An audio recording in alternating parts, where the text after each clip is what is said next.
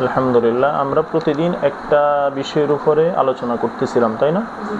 এগুলা খুব জরুরি বিষয়। মানুষের ঘুম থেকে ওঠা পর্যন্ত, ঘুম থেকে উঠাকে তিনি আবার ঘুমানো পর্যন্ত 24 ঘন্টার জীবনটা হবে আল্লাহর বিধান আর কার মতে? রাসূলুল্লাহ সাল্লাল্লাহু আলাইহি ওয়াসাল্লামের তরিকা মতে।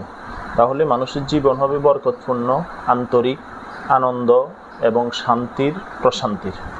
আজকে আমরা আলোচনা করব ঘুম থেকে উঠার পরে সুন্নতগুলা। বলো, ঘুম থেকে উঠার পরে ঘুম থেকে উঠেই এভাবে দোনো হাত দিয়ে চোখকে মুলবে, মালিশ করবে, যেন চোখ থেকে ঘুমটা কি চলে যায়। বুঝতেছো কথা? আচ্ছা, 2 নম্বর হলো যখন ঘুম থেকে উঠবে তখনই বলবে আলহামদুলিল্লাহিল্লাযী আহইয়ানা, বলো, বা'দামা আমাতানা ওয়া ইলাইহিন নুশুর। আচ্ছা, ঘুম থেকে উঠে মেসওয়াক করবে। কি করবে? মেসওয়াকের অনেক ফজিলত। মেসওয়াক নিয়ে আমরা আরেকদিন আলোচনা করবো ইনশাআল্লাহ। আচ্ছা, তাইলে অজুর সময় আবার মেসওয়াক করবে।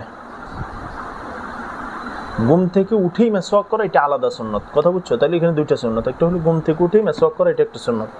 আবার অজুর সময় মেসওয়াক করা, এটা আরেকটা সুন্নত। পায়জামা অথবা সালোয়ার অথবা লুঙ্গি যদি পরে,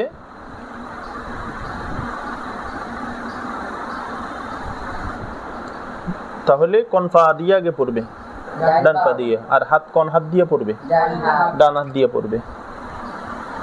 যখন জুতা পরিধান করবে কোন পা দিয়ে পরিধান করবে? আচ্ছা, যখন জামা খুলবে কোন হাত আগে খুলবে? পায়জামা, জুতা, এটা উসুল, সূত্র। সেটা হলো কি, অঙ্কের সূত্র আছে না? সেটা কি? যে কাজে শুরু হবে ডান,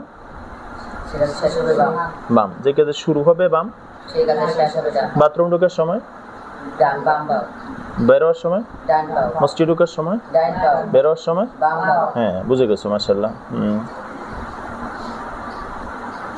আচ্ছা, কোথাও জগে, বালতিতে ঘুম থেকে ওঠার পরে পানিতে হাত দেওয়ার আগে আলাদা করে 2 হাতের কবজি পর্যন্ত, এটা কি কবজি পর্যন্ত কি করবে? 3 বার ভালো করে দিয়ে নিবে। কারণ রাত্রে ঘুমাইছে, কোথায় কোথায় হাত গেছে তো টের পায়নি।